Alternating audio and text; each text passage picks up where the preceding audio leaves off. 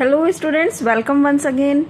Students, जैसा कि आप जानते हैं पिछली 2 वीडियो में हमने सिंथेसिस स्टडी किया है क्लास 12th और 11th के इंग्लिश ग्रामर से रिलेटेड। सिंथेसिस ऑफ सेंटेंसेस में हम सिंपल सेंटेंसेस के रूल को स्टडी कर रहे हैं और अभी तक दोनों वीडियोस में हमने पार्टिसिपल और इन्फिनेटिव को समझा है। आज की वीडियो का हमारा टॉपिक है नॉमिनेटिव एब्सोल्यूट से रिलेटेड। नॉमिनेटिव एब्सोल्यूट से रिलेटेड जो मेन रूल है वो मैंने यहाँ छोटा छोटा लिखा है ताकि आपको शॉर्ट में ये सारे रूल्स पता रहें। नॉमिनेटिव एब्सोल्यूट नाम से तो क्लियर नहीं होता, लेकिन हम इसे ऐसे समझ सकते हैं कि 2 अलग अलग वाक्यों में 2 अलग अलग सब्जेक्ट होते हैं और इन वाक्यों में एक वाक्य में कारण और एक वाक्य में उसका परिणाम दिया होता है। बीइंग, हैविंग प्लस वर्ब की थर्ड फॉर्म का इसमें प्रयोग करते हैं।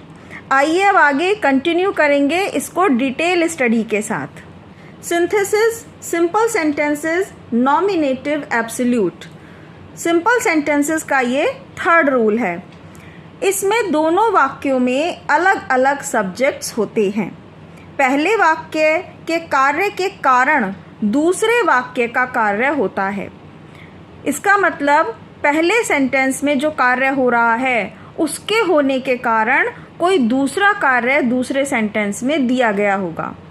जब वाक्य में इज, आर, एम, वॉज, वर हो तो बीइंग का प्रयोग करेंगे और हैज, हैव या पास्ट इंडेफिनिट वर्ब की सेकंड फॉर्म के साथ अगर लिखा होगा फर्स्ट सेंटेंस में तो हम उसमें हैविंग प्लस वर्ब की थर्ड फॉर्म का प्रयोग करेंगे।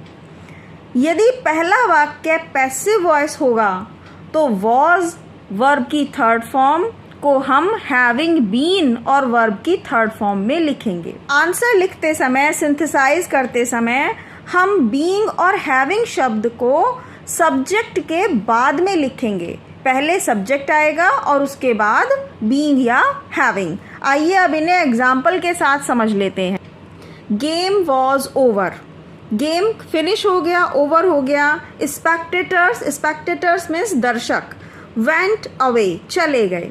तो यहाँ हमने सबसे पहला रूल पढ़ा था कि पहला कार्य होने के बाद एक सेंटेंस में जो कार्य हुआ है उसके होने के कारण उसका परिणाम अगले सेंटेंस में दिया गया है। तो गेम खत्म हो गया। अब गेम खत्म होने से क्या परिणाम हुआ? इसके कारण स्पेक्टेटर्स, दर्शक चले गए। तो ये हो गया हमारा नॉमिनेटिव एब्सोल्यूट। दूसरी बात, पहले सेंटेंस का सब्जेक्ट है गेम और दूसरे सेंटेंस का सब्जेक्ट है स्पेक्टेटर्स। तो दोनों अलग अलग बातें हो गई। पहला गेम है और दूसरा अलग सब्जेक्ट है। देखिए जैसे यहाँ हमने पढ़ा था सेम यही रूल। इसमें दोनों वाक्यों में अलग अलग सब्जेक्ट होते हैं। पहले वाक्य के कार्य के कारण दूसरा कार्य होता है। अब हमें क्या याद रखना है? जब वाक्य में इज, आर, एम, वॉज, वर हो तो बीइंग का प्रयोग करेंगे। तो आपको आसानी से समझ में आ गया होगा, जब वॉज लिखा है तो अब हम यहाँ बीइंग का प्रयोग करेंगे। एक रूल और बताया था कि हम आंसर लिखते समय पहले सब्जेक्ट को लिखेंगे और बीइंग शब्द इसके बाद लिखेंगे। तो स्टार्ट करेंगे द गेम से, द गेम बीइंग ओवर। अब इसकी हिंदी बनती है कि गेम खत्म होने के कारण द स्पेक्टेटर्स वेंट अवे, दर्शक चले गए। आपको ये फर्स्ट सेंटेंस समझ में आया होगा। अब हम सेकंड सेंटेंस को देखते हैं। द सन रोज, सूरज निकला। द फॉग डिसअपियर्ड, और कोहरा अदृश्य हो गया, गायब हो गया। सूरज निकलने के कारण कोहरा अदृश्य हो गया। पहले में कारण बताया है और बाद में उसका परिणाम है। पहले वाले सेंटेंस में सब्जेक्ट है द सन और दूसरे वाक्य में और दूसरे वाले में सब्जेक्ट है फॉग। दोनों अलग अलग हैं। यहाँ इज, आर, एम, वॉज, वर नहीं लिखा है। पहले वाक्य में इज, आर, एम, वॉज, वर का प्रयोग नहीं है। तो ऐसे वाक्य में हमें क्या यूज करना है? हैविंग प्लस वर्ब की थर्ड फॉर्म। और सब्जेक्ट लिखेंगे सबसे पहले, सब्जेक्ट के बाद आएगा having. The sun having rise, rose होता है सेकेंड फॉर्म, अब हम हैविंग के साथ तो थर्ड फॉर्म यूज़ करेंगे, तो इसकी थर्ड फॉर्म आएगी risen. The sun having risen, comma the fog disappeared. तो ये बहुत ही इजी सेंटेंसेस हैं स्टूडेंट्स। अगर आपको ये सेंटेंस समझ में आ रहे हैं तो प्लीज़ वीडियो को लाइक करना नहीं भूलिएगा, और चैनल पर फर्स्ट टाइम है तो चैनल को सब्सक्राइब भी कर लीजिएगा। नेक्स्ट हमारा थर्ड सेंटेंस है the police arrived, the robbers ran away. Police आ पहुंची और डाकू लुटेरे भाग गए। लेकिन इस वाक्य में इज, आर, एम, वॉज, वर नहीं लिखा है, इसीलिए हम इसमें भी हैविंग का प्रयोग करेंगे। The police having arrived,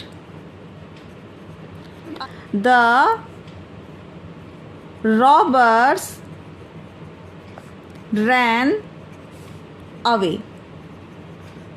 next 4 number sentence है the rain was plentiful this year. इस साल बारिश बहुत अच्छी हुई थी। द क्रॉप्स आर रिच, फसलें बहुत अच्छी हैं। रिच का मतलब है कि फसल बहुत अच्छी हुई है। अब आप यहाँ इस सेंटेंस में देख रहे हैं वॉज लिखा है तो बीइंग का प्रयोग करेंगे।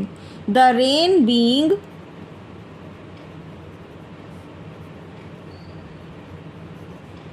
plentiful this year, comma the crops are rich. Last sentence है the sun set, the stars appeared in the sky. The sun having set, comma set की थर्ड फॉर्म भी सेट ही होती है। The stars appeared in the sky.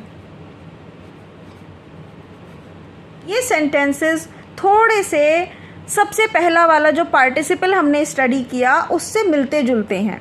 अगर आपने first video देखी होगी तो उसमें हमने जो रूल पढ़ा था वो बीइंग से ही रिलेटेड था। उसमें भी हमने बीइंग का प्रयोग किया था और हैविंग का प्रयोग किया था। Being hungry the cat killed a mouse. और जैसा कि यहाँ पर है having finished his work he went home.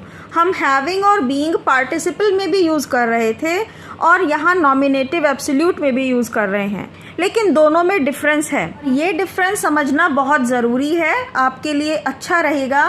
ये वाक्य पार्टिसिपल्स परफेक्ट पार्टिसिपल्स की तरह होते हैं, केवल सब्जेक्ट का डिफरेंस है। पार्टिसिपल्स में एक ही सब्जेक्ट दोनों वाक्यों में होता था, लेकिन नॉमिनेटिव में दोनों वाक्यों का सब्जेक्ट अलग अलग होता है। इसीलिए हम पार्टिसिपल्स में वाक्य की शुरुआत जब करते थे तो बीइंग स्टार्टिंग में लिखते थे और हैविंग भी सबसे शुरू में। जैसा यहाँ आप देख सकते हो, ये एक सेंटेंस है जो कि पार्टिसिपल से रिलेटेड है। शी वॉज थर्स्टी, वह प्यासी थी। शी ड्रैंक वाटर, इसमें भी कारण हुआ और परिणाम हुआ। वह प्यासी थी, उसने पानी पिया। तो उसने पानी क्यों पिया? उसका कारण था कि वो प्यासी थी और प्यासे होने के कारण उसने पानी पिया, ये परिणाम हो गया। अब इन दोनों में एक ही सब्जेक्ट है। ऐसे में जब सब्जेक्ट एक जैसे होते हैं तो हम स्टार्टिंग में बीइंग का प्रयोग करेंगे। Being thirsty she drank water. अगर एक ही सब्जेक्ट होगा तो हम बीइंग स्टार्टिंग में लिखेंगे, हैविंग भी स्टार्टिंग में लिखेंगे। लेकिन नॉमिनेटिव एब्सोल्यूट वाले सेंटेंसेस में सब्जेक्ट अलग अलग होता है, इसीलिए सब्जेक्ट पहले लिखकर उसके बाद बीइंग या हैविंग का प्रयोग करते हैं। आई होप स्टूडेंट्स आपको ये बात समझ में आई होगी, और अगर फिर भी कोई बात है जो आप नहीं समझ पा रहे हैं तो कमेंट में हमें लिखकर बताइए। आपकी प्रॉब्लम सॉल्व करने की हम पूरी कोशिश करेंगे। आई होप आपने वीडियो को लाइक किया होगा। Thank you so much. मिलते हैं जल्दी ही नेक्स्ट वीडियो में।